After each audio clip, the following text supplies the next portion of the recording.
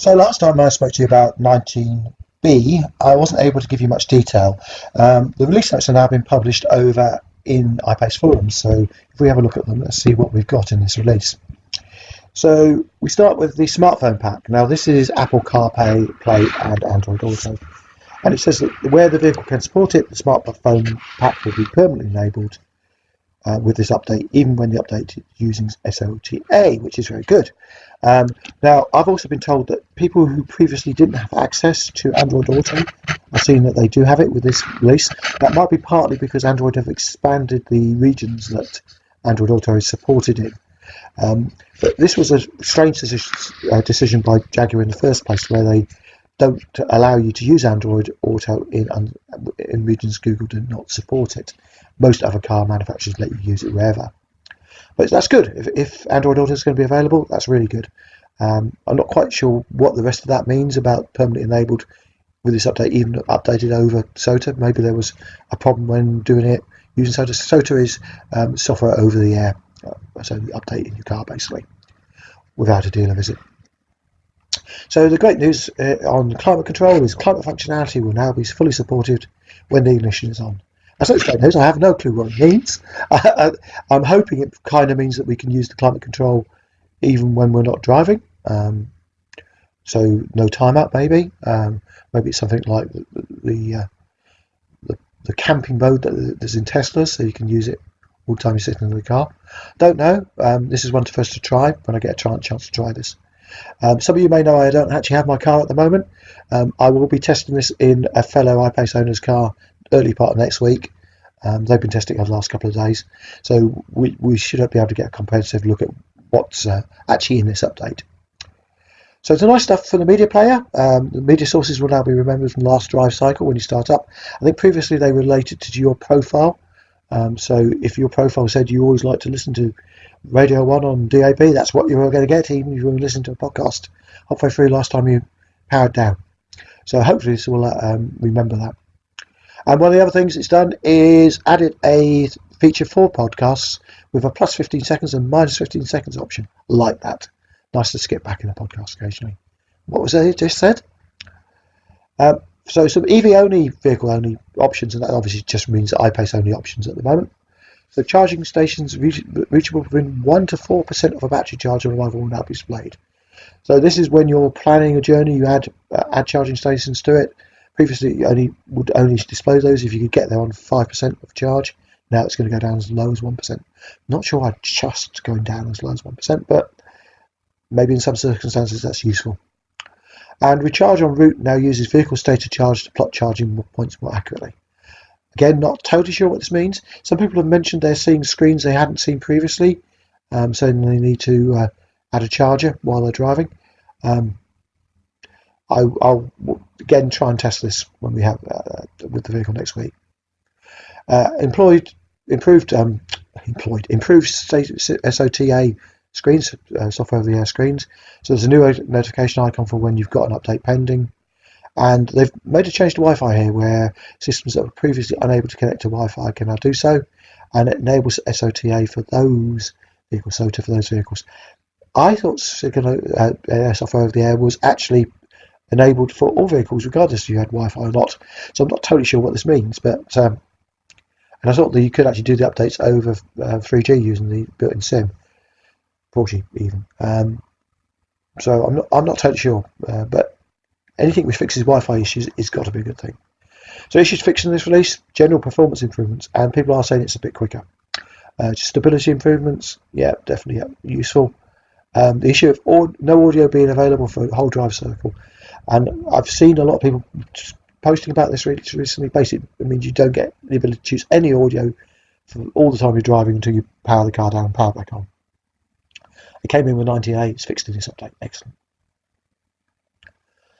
The side panel theme will no longer change when the date format is changed. I've not seen this one, but it sounds like it's a useful fix. Never heard this problem with the popping sounds, but it's good to see it's actually been fixed in this issue, because some people have mentioned it. Lots of improvements for the smartphone pack.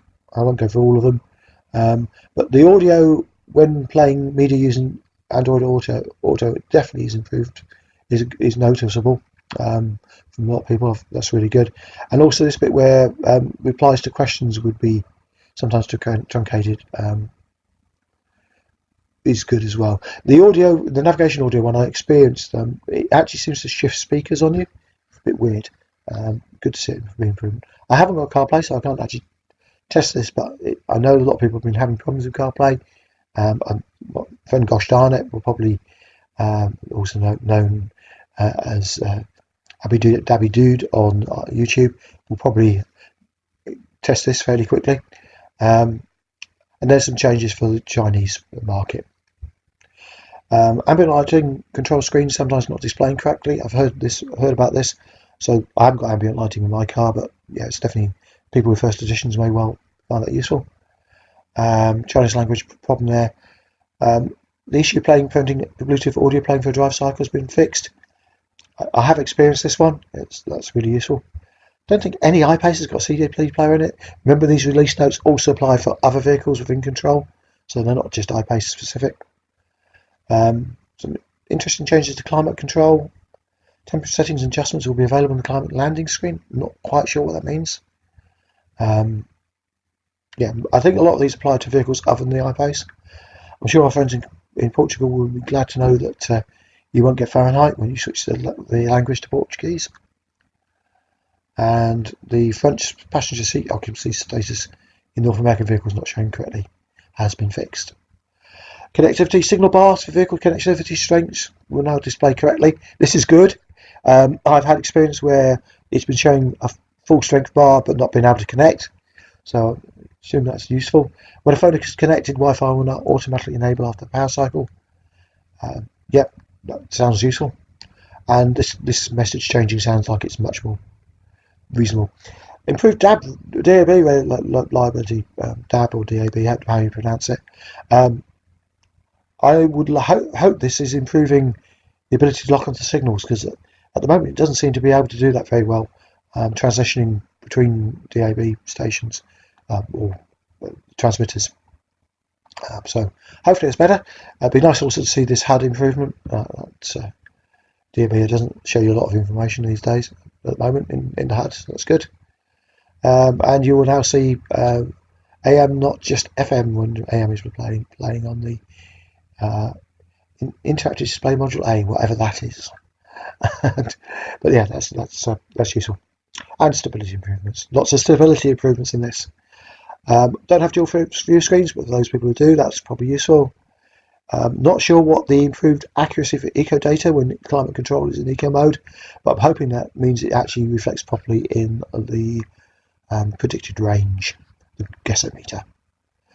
This one I have experienced, the forward traffic detection alert sticking on when the camera view is changed during an alert. Yes, can be very annoying. I'm glad they fixed that. This one's going to be useful for people with company cars where there's a lot of particular potential users. It's nice to be able to switch a key to a different profile, which should be good. Not so perhaps so useful for most people.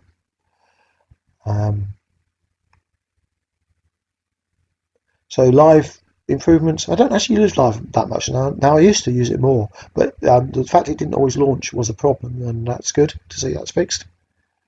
Track duration bar fixed. This one was particularly annoying with podcasts. Tracks finishing 3 seconds, pausing 3 seconds before the end, and also podcasts not resuming after resuming finishing a call. Resuming and finishing calls were fixed. That was really annoying. Just go back to the start.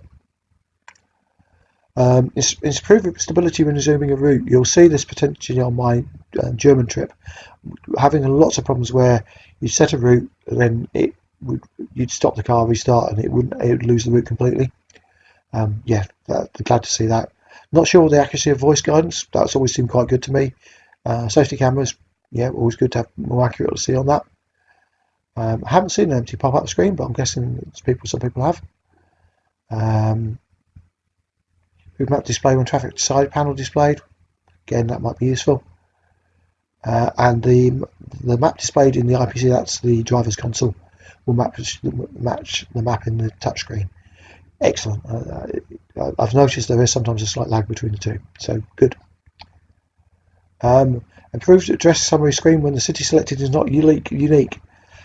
Thank goodness for that. I've had, if you ever search for a popular street name in the UK, like High Street, it's very difficult to choose the right one. So that's good. Not sure what the improved calculation is, and it's always good to have improved reliability. So yeah, yeah, all good. The last one is very interesting. Improved charge station searching. Any improvement to the charge station searching will be useful. I'm waiting to see what this actually is. We'll test this out. Hopefully, it means they've actually improved the charges it will actually find, because often it knows of charges. I've seen them on the points of interest list, but they don't come up in the search.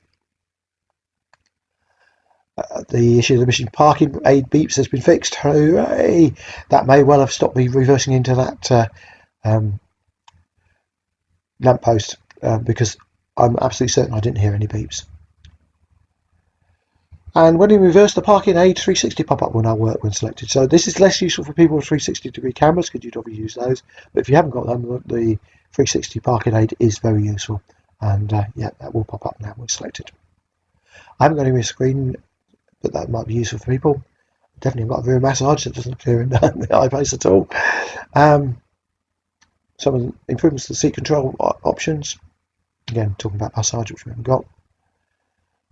Improved graphics and speech tutorial, and the improved speech call contact reliability. Yeah, that would be good if it actually picked up contact names better. Television is not appropriate to most people. It is in Brazilian vehicles, I believe. Not sure it ever made it to the iPace in Brazil though. Terrain response is probably not so relevant to us. Text to speech, behave correctly if played, then stop and play it again. Okay, that's always useful. Time climate will use the same icon in both the menus. It's going to be launched from. Okay, that's good. Always good to have consistency. Improved translations for all languages. Yeah, I've heard some interesting translations mentioned by some of my friends in other countries. So yeah, that's always useful. The value mode one is interesting. There was a problem where if you went to value mode and came back out, your phone wouldn't reconnect. So it sounds like I fixed that. Not sure about the wage setting, and anything on the web browser is an improvement. And the ability now to have a horizontal scroll bar when you've zoomed in on a web page, that is definitely useful. And general speed and reliability improvements. Again, we'll test those. Now, you may have noticed some things missing from this. You may have noticed it doesn't mention anything about the creep setting being retained, which is an issue you all know about. Love, or the loss of your panels for EV settings and the economy eco data. Well, that's covered by this one, because it says there's no known issues in this software release, and I take that to read there's no previously known issues which were mentioned. So things like the loss of creep has been mentioned previously. So I'm hoping that's what's mentioned. Certainly seems to be from what the early adopters of this update are telling me, that it's fixed. They're also saying that the reversing camera has been fixed as well, which is excellent news. Again, that's obviously something I'm very interested in. So this is all good. I'm hoping that it's definitely going to work out. This be as good as it appears on paper. Previously, some things have not worked out quite as well as they've appeared on paper. So, but from all accounts I'm hearing from people who've actually tried this update, it does seem very good. So how do you get this update? Well, I mentioned in the previous video, it's with dealers. That doesn't actually mean you have to go to the dealer to get an update. It is an SOTA, software over-the-air update, but it has to, at the moment, to be enabled by your dealer. Why the Jaguar have gone that route, I'm not quite sure. All it means is a phone call to your dealer. You do not have to go in. If they tell you have to go in to have this update, then I'm assured that is not the case. They can just switch it on in Topics, which is their sort of system for updating, for getting updates and for getting information about service recalls, etc. So just tell them they can switch it on in Topics for you. They should be able to do it over the phone. We'll just get one of the service people to do that. So yeah, and once it's enabled, you'll get the update over the air, and it doesn't take too long to install. So hopefully this video has been useful. Again, apologies for my voice. I have been full of cold this week, which is why I'm not haven't actually managed to get around to publishing the German trip yet, which is really good. It's a really good video, lots of content in there. So got to try a few things. You've seen the try on the the fastnet chargers. That'll be coming up. And that was followed by another adventure this weekend, which I'll be telling you all about, where unfortunately my car's back with the dealer again. Yes, a bit of an adventure where it got recovered, so you'll see that in a future video as well. Anyway, if you've liked this video and want to see future videos, please click that like button. Clicking the like button will help me publicise this channel. YouTube automatically ups it on the recommendations to people if it's got a lot of likes. Subscribe, click the notification bell so you get to see when I actually publish new videos as well. Anyway, hope you liked it. Speak to you soon.